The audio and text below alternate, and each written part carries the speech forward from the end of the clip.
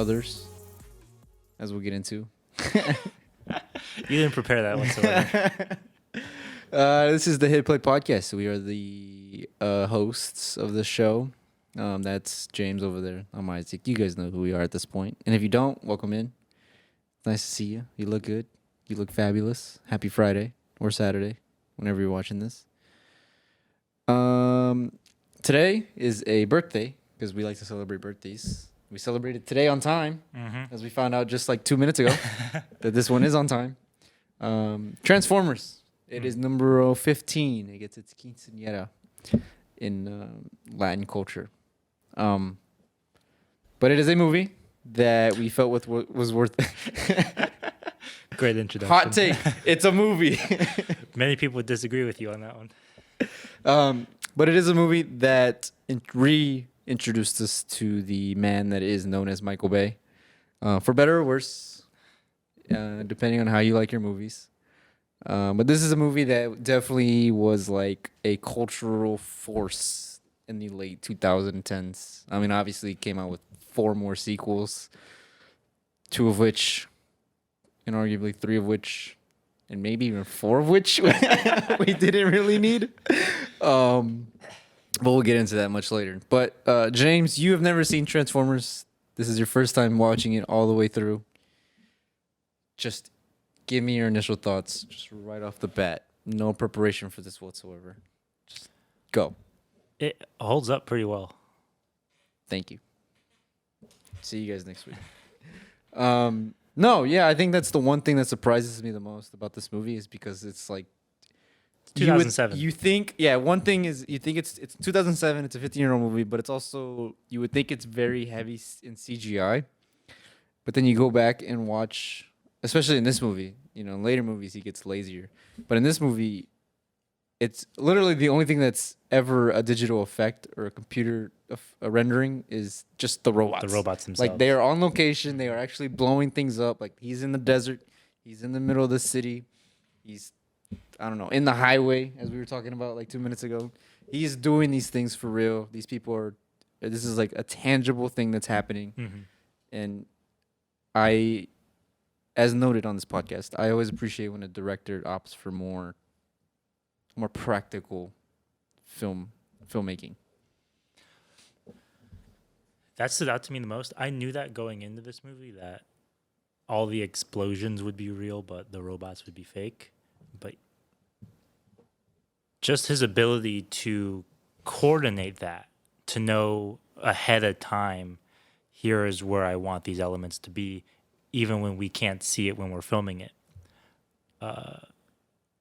is very well done. Yeah. Very well done. I don't think, at the time, I don't think a lot of people respected that about this movie. I think this movie, in many ways, probably set the standard for a lot of filmmakers on CGI. Yeah. I think possibly from Transformers onwards, people started to take CGI not more seriously. I'm speaking not in terms of audience. Yeah. People have always derided CGI as being an excuse for doing practical effects. But from what I have heard, a lot of visual effects artists and filmmakers saw Transformers and said, we need to step our game up. If this is what you can do, we need to start doing this. It definitely turned it into more of an art form versus a crutch. I mean, a lot of movies now use it for sure as a crutch.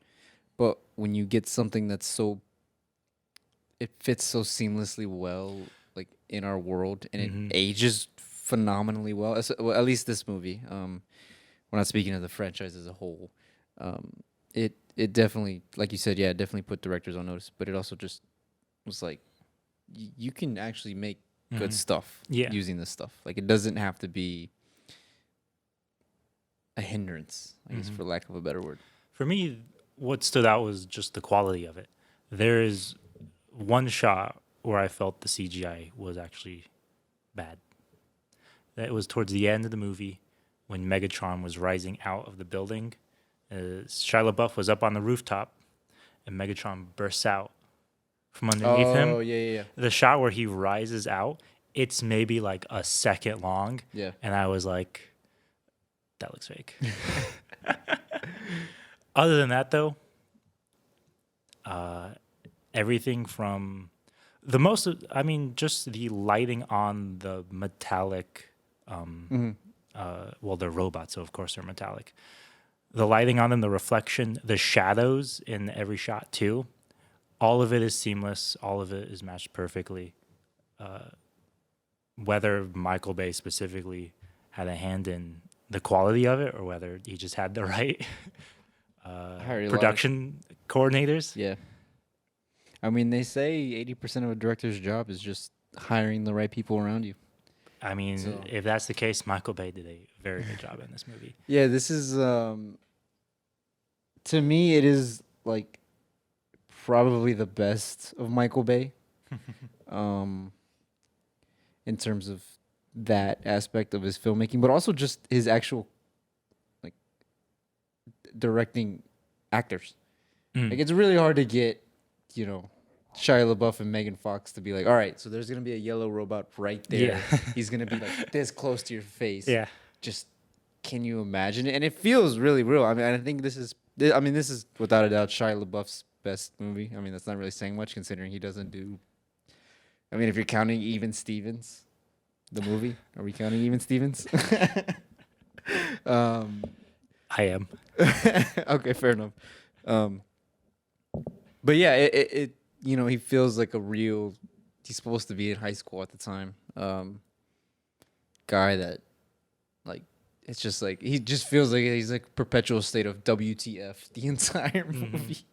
This movie does something that I don't want to say a lot of action movies do this, but there's a certain type of plot structure where the main character will be kind of an accomplice to some task that is greater than they are, like finding the cube. Yeah. By the end of the movie, they get phased out completely. Yeah. And it's like they're not even the main character. They're just there watching the action. And Transformers has that plot structure. Not saying it's bad, because watching these robots fight at the end is super freaking cool. Yeah. Like every time Megatron transformed into a jet, I was like, that's the coolest thing I've ever seen. I think my favorite is I think he jumps. Doesn't he jump off the dam and then transforms? Yeah. And flies away. And I have to remember thinking in theaters like, yo. There's something about the actual momentum of that motion. Yeah. Is the most satisfying thing to watch. I don't know what it is, but I kept rewinding it too. I kept being like, I gotta see that again. That is so cool. Yeah, there's a lot of cool scenes, and then you could tell there was a whether it was him or obviously the animators, but there was a emphasis on realism and physics, actual weight to what is going on in the world. Yeah. We saw this with Pacific Rim, which is why we both love Pacific Rim, because it's it's one thing to have giant robots fighting each other like it's Power Rangers, but when you have actual like. They have to slowly wind all the way back and hit them in the face, and that carries its own weight, and it's just stuff like that. It's really really cool to see that level of detail going into that. When it could be easy just to be like, all right, these dudes are just gonna dance around like samurai or ninjas, just jumping off buildings like freaking I don't even know, like they're playing the game N, they're just jumping off walls and stuff. But that is. To me, that is the best part of this movie. It's just the blending of that. How do you feel about the humans? The humans? As characters or as actors? Both. As characters, like I said, they all get phased out by the end of this movie. Yeah. So it's not too important. I'm trying to think who's the specific guy. Josh Duhamel. Yeah, Duhamel. Married to Fergie. His character Shout out to him. is probably actually the real main character in this movie. In a way. I mean, they're the first characters we see. Well, not just that they're the first ones you see, but they have the most agency. Yeah. And they take that too. Responsibility by the end of the movie. Yeah. They're actually fighting. Yeah, they're actually fighting, not just running Whether away. they're actually doing anything worthwhile is I hated Shia LaBeouf's character.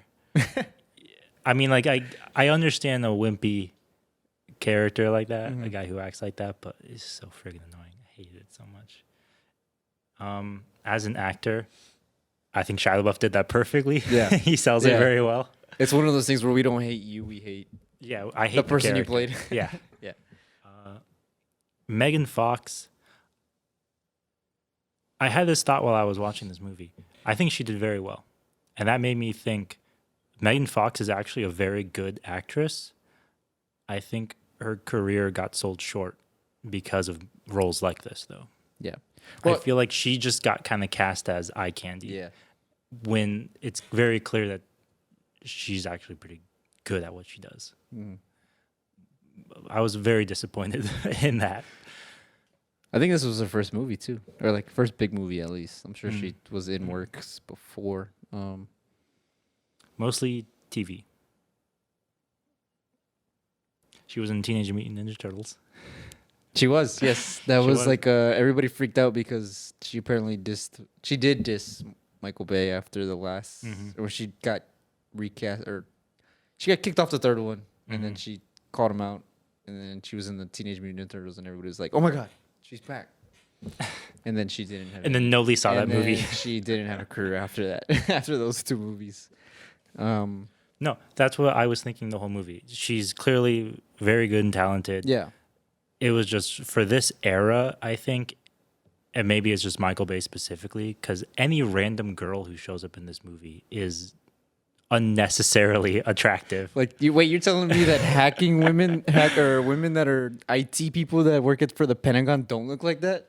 Or just like random women in the street too. Like, I'm like, okay, I get it, dude. Like, you want the movie to look good, but not every woman is Where's the eye candy representation for the audience. Mediocre looking people. people. I mean, you already have Shia LaBeouf in the main role. Even the men. Even the men. Yeah, seriously. Really glad they brought. I did not grow up with the Transformers TV show, but I really respect that they brought the original voice actors for Optimus Prime and Megatron. I think that is. There was a certain point too in this movie. I'm sure over time you might have felt this way. This movie got a lot of hate back when I was younger. Like after this movie came out, a lot of people loved it. But I was part of the group of people who really hated this movie, even without seeing it. As I saw it now, there was a point where I was like, this is just a glorified kids movie, but it's actually kind of well made. Yeah. So I kind of respect it. It's like the Princess Bride Yeah. of action kid movies. Which I guess would just be the Princess Bride. Now that I'm thinking about it. Hold up. No, there was a moment where I was like, I had to remind myself, oh yeah, this is just Transformers. Like it's talking, fighting robots. Why were we ever so hung up on whether this was art or not? Yeah. It should have been clear from the premise. I think more people got bent on the shape because it made like nearly $1 billion. What's funny is you say that, and all of my cousins flipped shit when that first trailer dropped, and they're all older than me. They're all older than me. So at this point in their age, they were like 18, younger 20s, but they grew up watching this, and they just flipped out whenever when this trailer, the first trailer dropped. Yeah. And I mean, it just shows the cultural impact that the show had, at least. That's true. Yeah. I mean, if they made a Bionicle movie now, I know people our age who would freak out. I mean, Lego I'm gonna movie. go see that. The Lego movie. Lego movie, yeah. we freaked out. Yeah. People our age freaked out. The Barbie movie. The Barbie movie. Everybody, the girls our age are freaking out, and some guys. No. I don't even like Ryan Gosling. Yeah. What about you? What are your thoughts on characters, actors?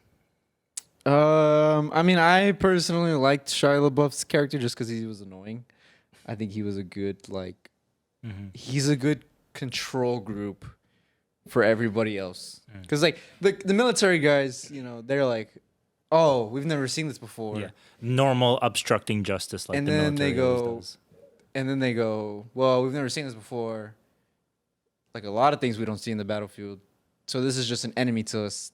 There's like a sense of normalization, at least within the military guys. Whereas these teenagers are like, dude, what the hell? We just took a calculus test last week. Like, what is going on? So I appreciate them just kind of being like the us, basically. Like if me and you were put into this, not us in that way, but like normal people were put into the situation, how would they react? Like how Shia LaBeouf is reacting. I think the parents steal the show. Oh yeah. They were surprisingly, because I come into movies like this where I'm like, okay, that's pretty generic. I've seen that before. That's cliche. And then they come to the parents, and I'm like, oh, stupid, annoying Overbearing parents yeah. who don't ever understand it, Yeah. but they're actually funny. Yeah. Like, overbearing in, like, a very innocent way. Yeah. Where I was like, that's... Like the scene where Megan Fox comes out of the corner of his room, and he's like, hey, guys. And then the mom's like, oh, that's what you were doing. The dad gives him a fist bump. Bumps him. That scene's hilarious. Surprisingly, it was a funny movie, I would say. Yeah. Yeah, that's another thing that's aged really well is just the actual physical comedy. Like the Transformers are all like trying to go around Shia's house and sneak around his house. That scene went on for way too long, but I was like... And then they all he's like, hide, just hide. And they all transform into cars in his garage. He's like, guys, That's this not isn't hiding. a freaking pit stop. This isn't a freaking rest stop. Just physical comedy like that made me very laugh. well done. Yeah. But yeah, I like them. The military guys are, military guys. Shout out to the military. Or not. Depending on who you are. In terms of representation of the military on movie on screen, this sits in that era of everything that's foreign is the enemy kind of area, That is funny because I think they even are like, is it Korean? Are we sure it's not Russian? China says it's not theirs. Oh my God, we haven't changed a lot in 15 years, huh? Yeah. Fair enough. Yeah. I'm trying to think. Other than that, Well, how do you feel about Michael Bay's directing? I'll say this. For as nice as the CGI looks, as realistic as it looks, and as well as it holds up, some of the action scenes are just incomprehensible. yeah, that's the Michael Bay special. There's a lot of moving cameras. Nothing is ever sitting still on a tripod. He does... Which for some people is enjoyable. But Here's the thing. I've said this before. I feel like for handheld camera, there's a right way and a wrong way. yeah, And the important thing is whatever the action is happening is centered on the screen. Michael Bay ignores that entirely. He goes from 1 second, the robots are, punching each other on the top left-hand corner, and then 1 second later he cuts, and then they're on the bottom right-hand corner. And your eye just can't make that transition fast enough. That's why you got to keep it centered.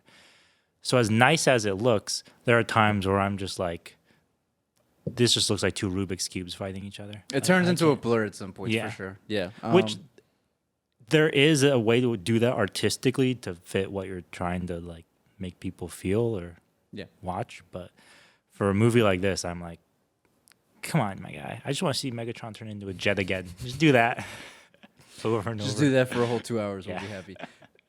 It's also that problem is also further accentuated by his over cutting, for lack of a better word. I think the average is 3 seconds a shot, and his is like 1.5. Yeah, or something like some absurd, like it's like half or a third of what the average is in Hollywood. And this movie is not the worst offender of that, but there is definitely moments where it's like, dude, we just took 7 shots in 4 seconds. What is going on here?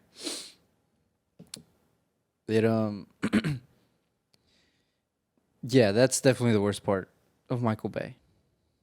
I would say it's the part that people, and it's the part that is often when you hear Michael Bay, that's the first thing people think of in terms of like his stereotypes, which is a very negative stereotype because just as a filmmaker, that is not a good technique. So yeah. Average shot length for Transformers is 2 seconds. Damn. Not the lowest. Not the lowest. Mad Max Fury Road has 1 second. It also starts off at like 2 frames per second. Yeah. In the first. Mad Max Fury Road their first 30 seconds. follows the principle of keeping things centered, so it doesn't feel like it lasts too long. Yeah. This movie, it's very, it's the bad kind of disorienting. Yeah. And not the good kind of disorienting. Now, let me ask you this. Did you know, finishing it, did you think we were going to get 4 more sequels? Yeah, I could understand it 100%. Yeah. Based on Mostly just the quality of it. Mhm. Like, not in terms of like the storytelling, because it's generic, or the characters, because they're all generic and boring and Sure. cookie cutter, but the actual look of the film, for 2007, absolutely. And it lends itself well to a franchise because Because it is already. it's well, yeah, but it's also, these guys came from another planet. We can explore that planet, which they kind of do in later, throughout the entire series. But we can have spin-offs, which they did. We can have, I don't know, we can have just a Bumblebee spin-off. We can do like the story of Optimus Prime, which I think was in the works before it got shut down or something like that. It just, you can focus on so many different things, and you can just, like they did, they plopped in characters in and out. Mark Wahlberg takes over the franchise for reasons. I don't know why. It definitely, you could definitely see there was a sequel. And I remember the sequel trailer playing during the Super Bowl. It was a 30-second spot. It was a teaser trailer. No, it wasn't even 30 seconds. Maybe it was 30 seconds. I don't remember. But it was a teaser, and it was the greatest trailer I've ever seen at that point in my life. Yeah. I was 11 years old. Understandable. Still a pretty good trailer, though. Still a pretty good trailer. Understandable. It's just weird that after a really, really solid first movie, the franchise just wasn't the same. I think that's pretty Because they still understandable. made it. Because it's one thing if it's Pacific Rim where it's a really, really good first one and then it's a sequel that's bad, and then nobody cares for the franchise anymore. But it's like the first one was so good, the second one was okay, and then it was like, do we really want more? And apparently we did. But they just got people saw them progressively worse. I think, however, we might be a little spoiled with our hindsight of, say, like Marvel movies, where you can do a franchise that lasts for 4 or 5 movies, but they all build to a certain endpoint or tell one consecutive story. Transformers is before that time. It wasn't doing that. It was just, this made money, we're making more of it. This made money, we're making more of it. Fair enough. That made money, we're making more of it. There's like how many Lion King sequels that nobody even knows There's of? 3. I think there's 4. There might be. I don't know. There's Mulan sequels. There's Psycho has film every sequels. Disney movie has a sequel that's straight to video. Yeah. That's why they keep making Halloween movies. And Friday the 13th movies. Friday the 13th, Texas Chainsaw Massacre. Yep. Jurassic Park. Jesus, don't even get me started If it again. makes money, we make more of it. As opposed to telling one consecutive story over the course of movies, in which case you're justified for making all of these. Money is also a justification, just less artistic integrity in it. Do you think that Transformers could have gone the MCU path of we're going to build towards something? Yeah. I don't know enough about the Transformers lore to be able to say what that could have That's been. exactly what I was going to say. But it is not Mark Wahlberg running away from robot dinosaurs. It's not Mark Wahlberg fighting said robot dinosaurs. It is not Mark Wahlberg. Period. Yeah. I expect in the next one, which is coming out in 2023. Is it Mark Wahlberg again? I believe so. Actually, it doesn't look like it. Thank Might not be you. in Who it. is it? Does it say who? We don't want to see Mark Wahlberg in movies, guys. We just don't. He had 2 good movies. Both of them were in the 2000s. Well, one is when 98. One was in 2005. Boogie Nights and The Departed. fair enough. And we just don't like Mark Wahlberg. Just don't. Yeah, stop bring putting- back Marky Mark. Just stop putting him in movies. Please. All right. Very oddly specific. Michael Bay. Michael Bay. Do we like Michael Bay? So, I'll say this. Pearl Harbor still sucks. Whoa. We liked the bombing scene. That's true. The actual attack on Pearl Yes, Harbor. we like the bombing scene. Everything beyond that hour is garbage. Armageddon also sucks. Okay, all right. We're going to have to pause the camera real quick. You're not reading the script I sent you. Have you ever seen the Ben Affleck commentary on Armageddon? Yeah. Where he's like, so, like, Michael, why oil drillers? Why not like just train astronauts to be oil drillers? Why train oil drillers to be astronauts? Michael Bay is like, just shut up, just shut up. All right, you don't get it, all right? My favorite is at NASA. I don't know if it's still true, but it was definitely true for many, many years. Is they will show their recruits, that movie and be like, just point out as many accuracies as you can find. Yeah, I think the most was like in the hundreds or it was like 200 something. Yeah, it was a lot of inaccuracies. For Transformers specifically, though, I think it was just a sweet spot of it was the right material for him. Yeah. And it was the right amount of cartoony for him, I think. He might have always been leaning towards that. He was absolutely always leaning towards that. I think he was just trying to go more based on, like, you know, someone like Roland Emmerich, I think. Which is making, like, disaster movies. Which is weird because he started out with Bad Boys and The Rock, which are not... I mean, they're cartoony, but they're not to the sense of, like, you know... Like, they're just cops. Transformers being an actual cartoon. Yeah. They're just cops, or they're, Mm-hmm. you know, whatever. What are they in Rock? Like a SWAT team or something like that? I forget. I haven't seen The Rock. Which I know I'm going to get a comment about, and someone's going to say, oh, well, you haven't seen The Rock? A lot of movies FBI and SEALs. There you go. Okay, cool. Yeah. So they're cops. I mean, you know, they're action movies, but they're more grounded in our reality. And then he's like, you know what? Let's just send Ben Affleck to space to fight an asteroid with his bare hands. It's like, whoa, Michael. Yeah. Where did we get this idea? And I think he starts to go off the edge, and then he does Pearl Harbor, and then he does another movie that nobody has ever seen, and I would pay anybody $10 if they can name 5 people that have seen this movie. Oh, Six Underground. But I think that also helps is because this was a resurgence for him. Oh, yeah. And I think it was like, I mean, I can't speak into the man's head or his psyche at the time, but I think he just had somewhat low expectations. Mainly because, like you said, it is a kids movie.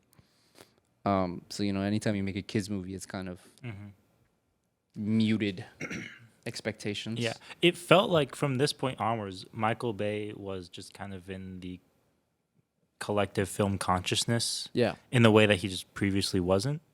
And I feel like he was both pushed by the studios because he made them a lot of money on this franchise, but heavily derided by film fans and critics. And I still think of the quote he said where he was like, why are you mad at me? I make movies for teenage boys. Like, you're not in the audience. If there's anybody that's understands who they are, it is Michael Bay. Yeah. He knows his audience. Yeah, and it's also interesting because a guy like him, you know, people often compare, it seems like a strong word, but I'm going to use it, compare him to guys like Spielberg or James Cameron, who are also master technicians as far as just getting the most out of visual effects. Spielberg was an executive work. producer on Transformers as well. Sure. But the thing that Spielberg and Cameron could do better than I think Michael Bay has ever done is just character and relation. Like, why do I care? Why do I care about this alien that's in the middle of the field and we're having to get him back home? Because we care about the little boy. And the boy is a sweetheart and he's trying to save this innocent E.T. who looks disgusting but has a heart of gold. That's brilliant. Michael Bay could not do that to save his life. I mean, he had it with Transformers. You could have made any of the Transformers like... I mean, he tried it. He kind of did it with Bumblebee, now that I'm thinking about it. But, like, Teenage Mutant Ninja Turtles, all the turtles suck. It's hard... To be fair, he did not direct either of those 2 movies. Bumblebee was Travis Knight, who did... He does stop motion. Oh, I was talking about Bumblebee the character. Oh, Bumblebee the character. Yeah. I thought you meant Yeah. Bumblebee. Yeah. And then TMNT was Joseph He did the first one. Liebersman. Oh, he did the first one? Yeah. Keep talking. I'm going to fact check that. Make sure. Fact check me. I'm almost positive he did one. Joseph Liebsman. Whoa. So what did he do? What the hell? He did Battle Los Angeles, I believe. Yeah. No. What did Michael Bay do? Oh, what did he do? Wow, I've been Did talking he about. part 2? I believe he might have. Did he do? Out Oh, of that's the Shadows? first one. That's the second one. No, the first one was Jonathan Liebsman. Whoa, I always thought he directed those. Honestly, I've I seen did his too. name on the. I've seen his name on the poster somewhere. He's something. I'll zoom in. Hold on. Did I just get? I can't read it. Did you Am- get bamboozled? Am I Mandela? Is this the Mandela effect in real life? You know what I think it is though? Is it was because it's Platinum Dunes, which is his production studio. Okay. That might be it. I swear to you, I've seen his name on a poster, and I went through all of life thinking he directed those movies. It was Joseph is Liebsman absurd. who Wow. has done exactly one good movie, and that is Battle Los Angeles, and that's it. And that's very, very nice saying good. I like that movie. Shut up. It's a good battle movie, I guess. I don't know. Anyways, He did not do TMNT. I lost my train of thought. I'm just so blown by the fact that he's not in TMNT. Wait, let me see his movies. Let me see his whole list. I know most of them, but I want to see the whole list. Bad Boys, The Rock, Armageddon, Pearl Harbor, Bad Boys 2, The Island with Ewan McGregor, Transformers, Pain and Gain, which is Garbage. The Island with Ewan McGregor. Garbage. Transformers, 13 Hours, which is that Jim from... Yeah. It's Jim and The Office? Jim and Roy. And then he has Transformers again. Then he has Six Underground with Discount Jim from The Office. And then Ambulance, The M-U-L-A Ants. the Jake Gyllenhaal movie. Yeah, with Jake Gyllenhaal. Yeah, what has happened to Michael Bay now that I'm thinking about it? He really fell off the deep end. He stopped making Transformers movies. I mean, he had that 3-year run, that first 3 movies where people were like, yo, this is crazy. He's a box office draw. Yeah. And then he just made Transformers for, what is that, 4 years? Almost. Yeah, 4 years. Well, 4 years straight. And then he made the last one. The last 2 in... But anyways, my point still stands. If you're going to be a master technician, we have to be able to relate to it. Terminator. Think about that. Who do we relate to the most? Kyle Reese and Sarah Connor. Because they have an interesting story to tell. And it's also a freaking robot in the middle of downtown Los Angeles. Yes. I think that for people like Steven Spielberg or James Cameron, or I think of Ridley Scott too, is on that list as well. Early Ridley Scott, at least. Fair. No, Robin Hood, Ridley Scott. You damn millennials. People like that, I think that they do well because their movies work because they're not action movies.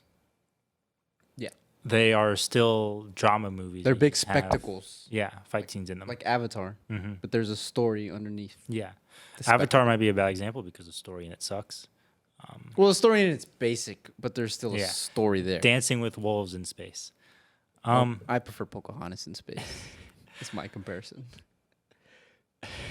We're just ripping off cinema sins at this point now. I think Michael Bay is held back by the fact that he just wants to do cool action stuff. Yeah. Which there's absolutely a time and a place for that. And I respect it. Yeah. I liked this movie. Yes. As bad as Pearl Harbor is, the action in it is Top notch. very good. But that's all it is. So I agree with you. That being said, though, Yeah, because the one time he tries to make a muted, low, quote unquote, low stakes movie was Pain and Game, which was not great. I didn't care for it. It has my least 2 favorite actors in Hollywood, so of course I'm not gonna go watch it. But I just the couple of minutes that I've seen, I was like, this is weird. And this is so off brand for Michael Bay. Respect for trying something different, for sure. oh yeah, But yeah, characters are not your thing. Which is also weird that he decided to do Ambulance because that is a movie where they literally are just it's another character movie of them just I think in an ambulance, right? Isn't that the whole gist of it? Yep. Is there just like he's stealing that I think it's Michael about Fassbender movie. He stole that idea. 12 Years a Slave. Who's the director? Steve McQueen. There you go. Wasn't that the same movie? Didn't he direct that movie? Shame Is it Shame? or Hunger? I don't remember. I just know there's a movie with Michael Fassbender's in a car for like 7 hours. You're thinking of Locke. I don't know. What's up with all these one name directors? Dude, get better that's titles true. for your car. It's the shrinkification of movie titles. Jeez Louise. We all think Where the titles are everything- the same. Yeah. Melissa McCarthy is not worth getting a movie called Spy. Jeez Louise. Go watch Ambulance. I don't think I will. I can't even afford to write an ambulance. You want to go watch a movie about one? Get out of here with that. That's a good joke. Thank you. I'm going to steal that. Thank you. But what do we think all Michael does next? What does Mikey do? I'm going to call you Mikey. I'm losing a lot of respect for you. I believe Post-Transformers. Mr. Bay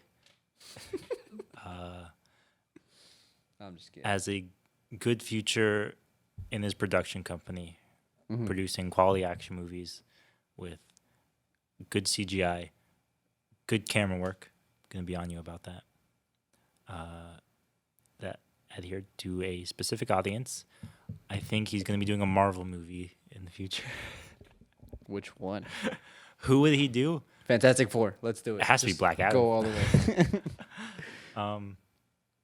Wait, Who Black would he Adam do? is already out. I was joking because it has the For Rock in it. worse, it's finally coming out. Just because it has the Rock in Oh, it. okay. Yeah. Honestly, the fact that he hasn't done A superhero movie? a Marvel I feel like movie that's a thing he's just in spite of.